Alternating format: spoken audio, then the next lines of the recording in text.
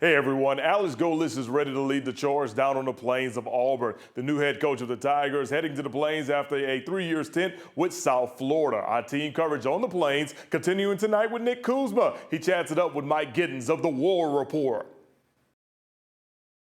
We're here at the introduction of the 33rd head coach in the history of Auburn football, Alex Golesh, and of course that means we got to bring in our guy, Mike Gittens. The first time we're doing an interview in person. Mike, how excited are you for the future of this Auburn football program? I think Golesh struck all the right tones today in his opening conference, and he talked.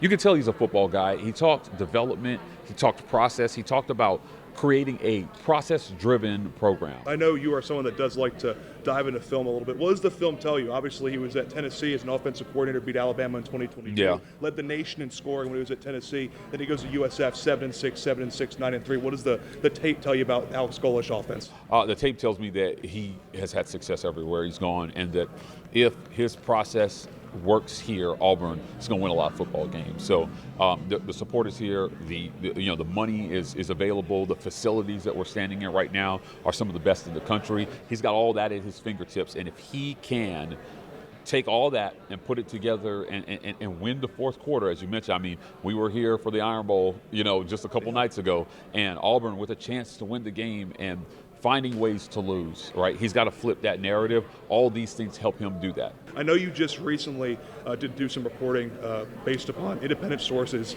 about the fact that Auburn did seem like they were in on the Huntsville native and now former Tulane head coach John Summerall's sweepstakes. What can you tell us about that? Look, my sources told me that a deal was all but done, and it was the exact deal that Golesh just got.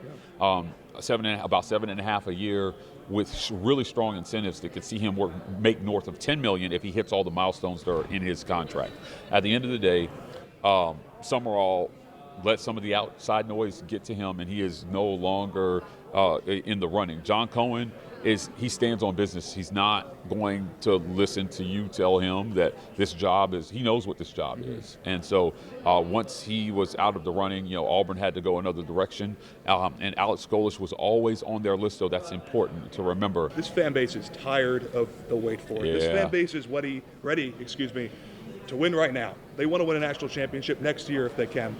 What do you think Alex Golesh needs to do in the next 24, 36 hours, then months as we approach spring ball and then the season to make that possibly a reality? He's got to retain this roster, and he's got to find a quarterback. I got the last question of the press conference. I asked him about his process with quarterbacks.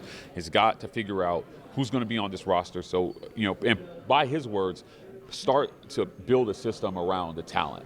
So you can't do that until you know who the talent is going to be. You need Cam Coleman's, you need Perry Thompson's, you need these dynamic guys like Malcolm Simmons. He had the game of his life in the Iron Bowl. You need these guys because at the end of the day, you're not going to out-develop Kirby Smart. You have to be able to develop at a high level, Nick, and you need to be able to recruit dogs that will go in and just can win their matchups. You need both sides of that coin. And so if you're not going to retain the guys you have, you damn sure better be able to go out into the portal and find those guys and bring them in here. We'll see if he can do that. That's Mike Gittens. He is with the War Report. From inside Jordan-Hare Stadium in Auburn, I'm Nick Kuzma, Fox 54 Sports.